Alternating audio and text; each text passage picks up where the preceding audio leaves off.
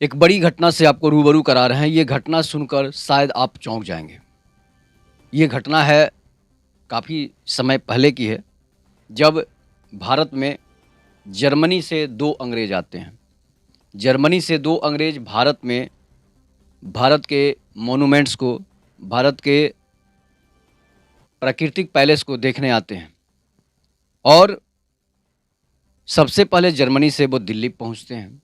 दिल्ली पहुँचने के बाद वो आगरा के लिए प्रस्थान करते हैं। जब आगरा पहुँचते हैं, आगरा उन्हें उनका गाइड लेकर पहुँचता है और हिंदी भाषा में ट्रांसलेट कर के उनको बताता है। उसके बाद अब समस्या क्या होती है, आगरा के एक होटल में वो दोनों अंग्रेज विलियम और बेंटिक रुकते हैं। रुकने के बाद होता क्या है कि गाइड जो है वो हिंदुस्तान का होता है और गाइड तो पता है आपको अधिकतर गरीब परिवार के लोग होते हैं और गाइड उन्हें आगरा का ताजमहल घुमाता है। ताजमहल घूमते-घूमते उसे काफ़ी अच्छा लगता है और भी बहुत सारे आगरा के चीज़ों को वो दिखाता है। उसके बाद ताजमहल जब वो घूम लेते हैं, उनका मन जो है वहीं लग जाता है और इसके बाद वो होटल में ठहरने की गाइड से बात करते हैं और गाइड कहता है कि ठीक है, यहाँ पर महँगे-महँगे होटल हैं और वो एक बड़ा-सा होटल था, जहाँ पर वो जर्मनी के दोनों अंग्रेज़ों को, विलियम और बेंटिक को वहाँ लेकर पहुँचते हैं। पहुँचने के बाद उन्हें किराए पर रूम दी जाती है। वो दोनों लोग एक रूम लेते हैं, एक बड़ा-सा रूम लेते हैं और उसके बाद उसी में शिफ्ट हो जाते हैं। शिफ्ट होने के बाद क्या होता है कि रात होती है। जब रात होने लगती है, तो वो शराब मँगाते हैं। वैसे भी अंग्रेज़ शराब के शौकीन होते हैं, नशे के शौकीन होते हैं। पूरे दुनिया में नशा फैलाने का काम अंग्रेज़ों का ही था। इसके बाद जब नशा होता है, हल्का उन्हें नशा होता है। जब नशा होता है तो नशा तो किस चीज़ का आदी हो जाता है आपको पता है। शराब के बाद शवाब की भी व्यवस्था करनी पड़ती है और नहीं तो फिर लोग सड़कों पर और रोड सड़क पर देखते हैं किस तरह से गालियाँ बकते घूमते रहते हैं, जिनको शबाब नहीं मिलता है। और जो ज़्यादा पी लेते हैं, उन्हें शबाब की ज़रूरत नहीं पड़ती है। वो सड़कों पर झगड़ा करते, गालियाँ देते नज़र आएँगे। और जो हल्का पीते हैं, जो अच्छे महँगे शराब पीते हैं, उनको शबाब की ज़रूरत पड़ती है। इसके बाद दोनों अंग्रेज़ विलियम और बेंटिक जो हैं, अपने गाइडर सोनू को बताते हैं कि सोनू, होटल के मैनेजर को बुलाओ। होटल का मैनेजर आता है, विदेशी मेहमान हैं, उनका स्वागत भी तो, वेलकम भी तो उनका अच्छे तरीके से करना है और जो उनकी डिमांड होगी, वो उनको पूरा करना होता है। अधिकतर ये अधिक देशों में होता है। भारत में तो ऐसा नहीं है, लीगल नहीं है, लेकिन दूसरे देशों में आप जाइएगा तो गाइडर जो है आपको जो चीज़ चाहिएगा वो चीज़ मिलेगा, चाहे वो शबाब हो, चाहे वो शराब हो या फिर लड़कियां हों। इसके बाद होटल के मैनेजर को बुलाया जाता है। होटल का मैनेजर वहां आता है और वो कहता है कि हाँ सर, बताइए क्या चाहिए आपको। वो दोनों बताते हैं कि हमें लड़कियां चाहिए, हमें भारतीय लड़कियां चाहिए, हिंदुस्तानी कलर की चाहिए। अब मैनेजर बेचारा सख्ते में पड़ जाता है, कहता है कि हाँ ये लीगल नहीं है। लेकिन अब मेहमान तो विदेशी थे, अधिक पैसे देने वाले थे, मुँह मांगा कीमत उनसे लिया जाना है, उनसे डॉलर लिया जाना है, मैनेजर को भी कमाना है, होटल मालिक को भी कमाना है और गाइडर को भी कमाना है। सभी एक दूसरे के संपूरक हैं। उसके बाद क्या होता है, मैनेजर कॉल गर्ल को फ़ोन करता है। 2 कॉल गर्ल बुलाई जाती है और आगरा से 2 कॉल गर्ल जो है उस होटल में बुलाई जाती है। हालांकि अधिकतर होटलों में ऐसा होता है, सभी होटल के मालिक जो हैं और होटल के मैनेजर जो हैं ये सप्लाई करते हैं। उसके बाद क्या होता है कि होटल का मैनेजर जो था वो 2 कॉल गर्लों को कॉल करता है। इसके बाद उनके व्हाट्सएप पर फ़ोटो आती है और विलियम और बेंटिक 2 अंग्रेज़ जो थे वो उन लड़कियों को पसंद करते हैं। पसंद करने के बाद होता क्या है कि उनको बुलाया जाता है होटल में, और जब लड़कियां आती है तो अंग्रेज़ों के साथ, अंग्रेज़ जो है उनके साथ रंगरेलियाँ रात भर मनाते हैं। और वो बूढ़े अंग्रेज़ जो थे, जिनकी उम्र लगभग 60 से 65 साल थी, दोनों की उम्र कितनी थी? 60 से 65 साल थी। और अंग्रेज़ ऐसे भी इन सब चीज़ों के शौकीन होते हैं, ठंडा प्रदेश के होते हैं। हालांकि शौकीन तो भारतीय लोग भी होते हैं, नहीं तो इतनी जनसंख्या पूरे वर्ल्ड की जनसंख्या के बराबर भारत की जनसंख्या है। तो अंग्रेज़ जो हैं उन दोनों लड़कियों को तबाह कर देते हैं, उनको पानी पानी कर देते हैं।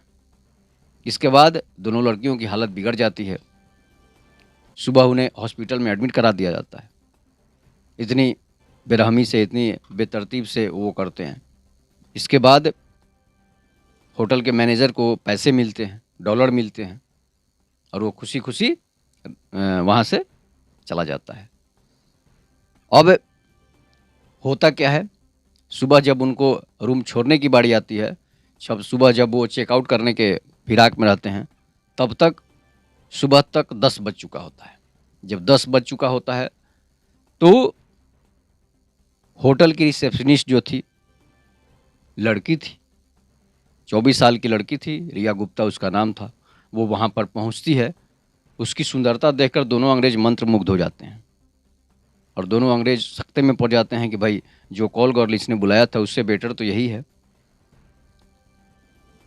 तो वो मैनेजर को लालच देते हैं कि तुम्हें $500 दूंगा, और इस जो रिसेप्शनिस्ट है उसे हमें गाइड करने के लिए बोलो, इस गाइडर को हटा दो।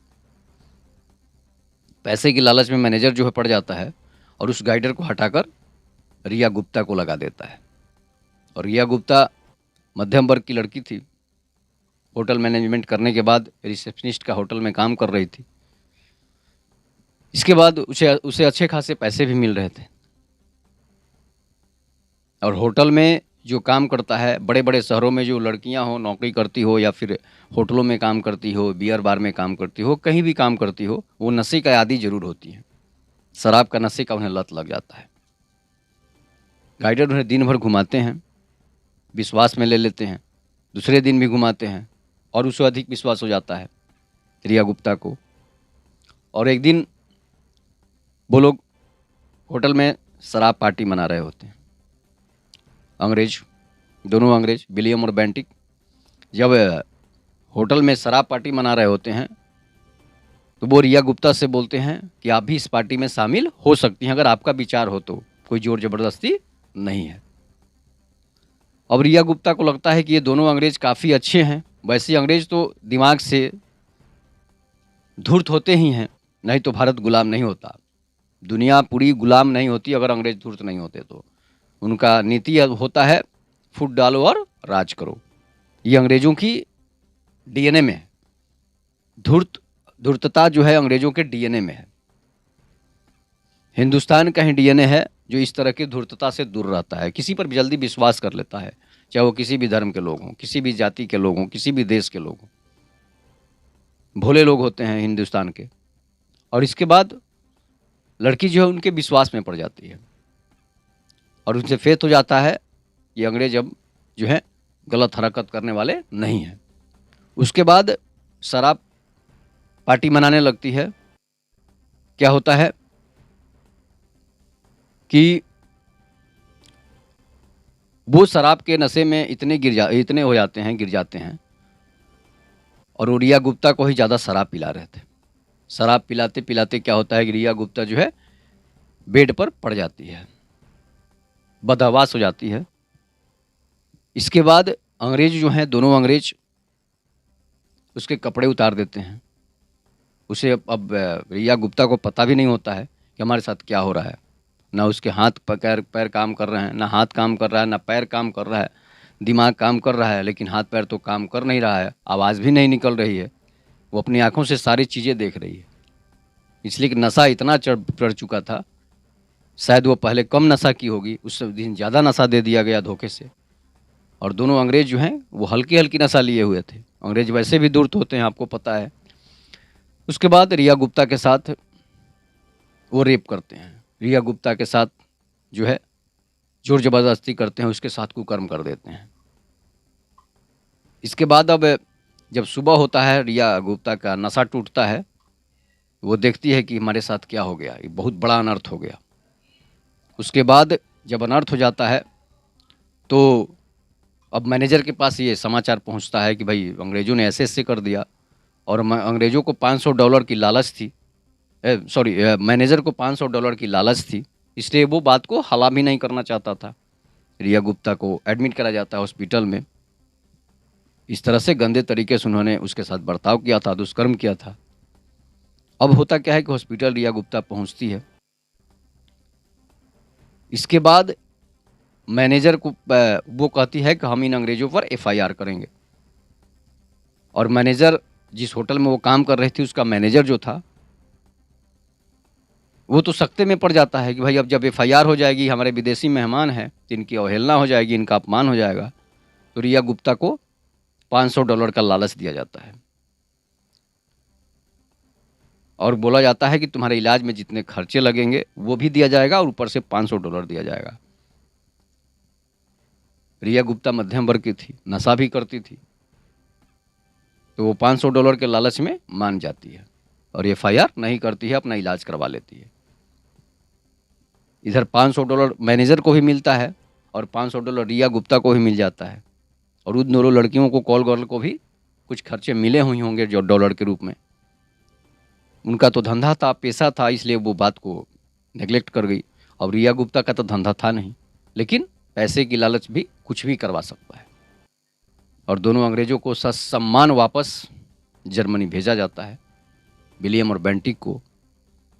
और मैनेजर लालच के चक्कर में अपना इज्जत बेच देता है, लालच के चक्कर में रिया गुप्ता अपना इज्जत बेच देती है। ऐसे हालांकि सारे देशों में होता है। आप जिस देश में जाइएगा, बड़े बड़े नेता मंत्री अगर दूसरे देशों में जाते हैं तो उनके लिए व्यवस्थाएं की जाती है। बड़े बड़े अफसर, बड़े बड़े कर्मचारी, बड़े बड़े बिजनेसमैन दूसरे देशों में जाते हैं तो वहाँ की लड़कियों के भी शौकीन होते हैं, वो वहाँ की लड़कियाँ मंगाते हैं। इस तरह की हर देश में सुविधा दी जाती है। इस तरह ये सच्ची घटना है, उत्तर प्रदेश के आगरा की है। तो ये 1994 की घटना है, 1994 की घटना है। तो इस तरह की घटनाएं आम हैं। इस पर आप अपनी प्रतिक्रिया जरूर दीजिएगा कि आखिर इस तरह की घटनाएं क्यों होती है, इसमें गलती किसकी है, मैनेजर की गलती है या फिर लड़कियों की गलती है या फिर गाइडर की गलती है। तब तक के नमस्कार। जय हिंद, जय भारत, जय श्री राम।